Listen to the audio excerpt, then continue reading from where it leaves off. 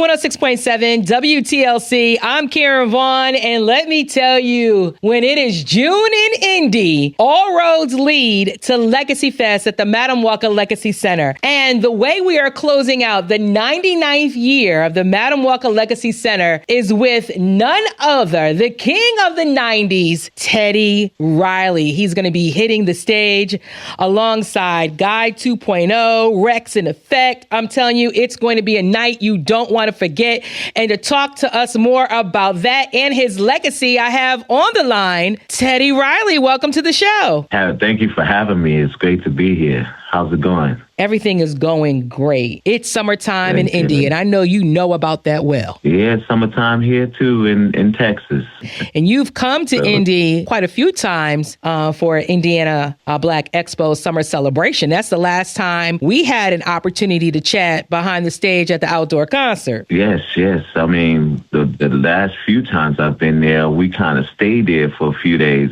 We had a bowling party and all of that stuff. So I'm looking forward to coming back and seeing my family there, and just for old time's sake. Listen, if you see Teddy Riley in Indy going down the street in a scooter, it is really him. It is me. Yes, we've been messing with the scooters and everything, and I know now, it's going to be even more fun because, sometimes when you're touring, you don't get to really enjoy the state. And you're just in and out. So I think I'm there for a couple of days, and one of the group members' birthday is the same day. We're probably going to give him a little surprise gathering, maybe at a bowling alley or something. But yeah. Well, you're coming for the 4th annual Legacy Fest, celebrating 99 years of the Madam Walker Legacy Center. Such a rich legacy there. Thinking about a Black woman who built an empire in the early 1900s. And as someone who built a musical empire, what does legacy mean to you, Teddy? Oh, man, we live in it right now. The legacy of the event is going to be something major because, you have a lot of people there who grew up with the whole thing. So me being a part of it is such an honor. I look forward to celebrating as well because it's my 40th year in the business. So this is it's a great year for celebration. So this is going to be special. And I have a special guest that I'm bringing, and I want to disclose it until the day of. And when you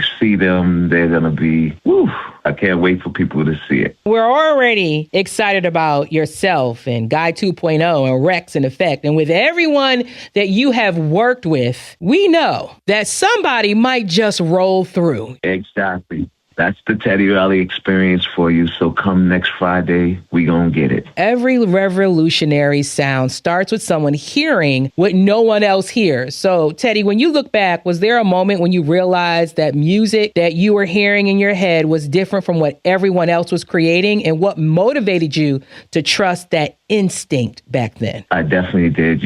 I am a student of the great, Michael Jackson, James Brown, George Clinton, Roger Troutman, Johnny Guitar Watson, all of the greats back then, Luther Vandross, who all of those guys were like uncles to me. And, I got to sit and learn with M2 and people like Kashif, who are like my uncles as well. Just bringing what I do forth, mixing what they do and being inspired by what they do and mix it together, because I always had a dream of like Michael Jackson making a record with James Brown and, mixing the music and putting R&B and gospel. Those were the things that I did, and now look what it's doing. Oh, absolutely. Because when a Teddy Riley song comes on the radio, or when you're out and about, or you're at the cookout, or you're at the club, you're instantly up, right? And you're up, you're dancing, you're having a good time. And that's what, when I think about New Jack Swing and, being in that era, we had our high top fades, our asymmetrical hairstyles, our Nikes on. And when we heard the beat, we were on the dance floor, and it just brings back such great memories. And I think for our generation, that's one of the things that your music does for us. It was a time like no other. We were all trying to find ourselves growing up, but we had a music, a soundtrack that really spoke to us. Yeah, it did. And I'm hoping to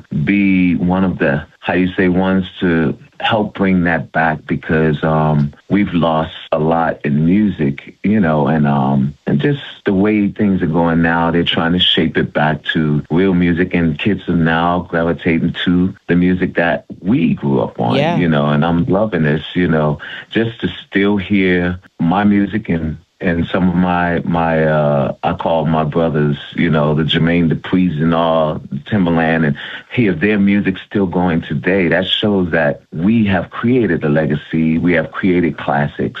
It's a blessing. And I sometimes just don't believe that this is happening, and people still enjoying my music. When you bring up the music and Michael and the wave that the movie has gone and shifted when it comes to Mike's music, right? It's something about the emotion and the feeling that the music gave you, right? Even before he was the king of pop, even then when it was Michael, the ABC Michael, through the Thriller Michael and beyond, there's something about the music of that time, of that era, of him that is magical and can't be duplicated. But at the same time, we can learn from it, and then we can be innovative and reimagine it. And I think that's where we are right now. It is. That's exactly where we are. Because every time I hear like a song or one of my favorite songs like Marvin Gaye and Stevie Wonder, I Wish, those records just bring back so much memories when we were young and our parents used to take us to the South,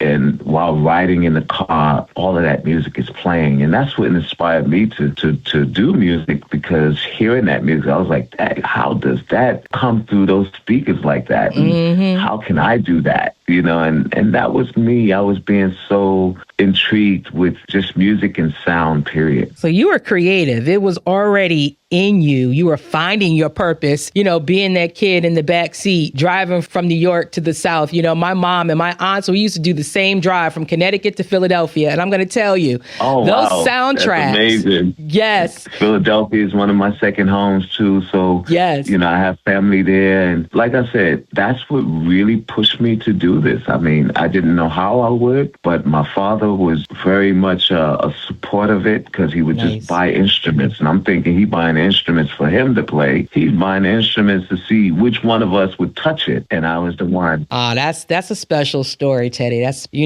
taking those drives for me, it was the Stevie Wonder Songs of the Key of Life and Natalie Cole. I don't know if the album was called Party Lights, but I know Party Lights was on the project. And when you think about their music, and like you said, your uncles, M2 and Kashif, they're like two of my favorite interviews to this day, actually. Yeah. And you think of James Brown and you think of Michael Jackson, and let's put you on that list too, because we've seen and you've seen the industry go from analog to digital to AI, right? And when we think about that creative process, what cannot be replaced by technology? Just seeing that and seeing the process still live